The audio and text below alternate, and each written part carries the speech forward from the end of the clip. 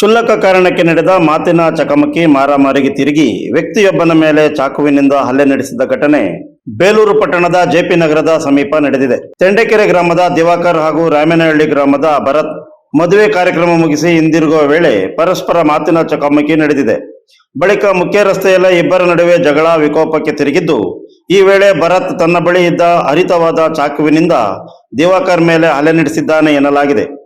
ಹಲ್ಲೆಯಿಂದ ದಿವಾಕರ್ ಅವರ ತಲೆ ಹಾಗೂ ಕುತ್ತಿಗೆ ಭಾಗಕ್ಕೆ ಗಂಭೀರ ಗಾಯಗಳಾಗಿದ್ದು, ಸ್ಥಳೀಯರು ತಕ್ಷಣ ಅವರನ್ನು ಹೆಚ್ಚಿನ ಚಿಕಿತ್ಸೆಗೆ ಹಾಸನ ಜಿಲ್ಲಾಸ್ಪತ್ರೆಗೆ ದಾಖಲಿಸಿದ್ದಾರೆ.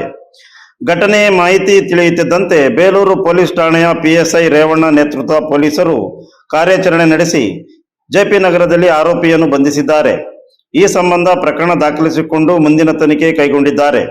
ಪ್ರಾಥಮಿಕ ಮಾಹಿತಿಯ ಪ್ರಕಾರ ಆರೋಪಿ ಈ ಹಿಂದೆಯೂ ಸಣ್ಣ ಪುಟ್ಟ ಗಲಾಟೆಗಳಲ್ಲಿ ಭಾಗಿಯಾಗಿದ್ದು, ಆತನ ವಿರುದ್ಧ ಹಲವಾರು ಪ್ರಕರಣಗಳು ದಾಖಲಾಗಿವೆ ಎಂದು ತಿಳಿದು ಬಂದಿದೆ.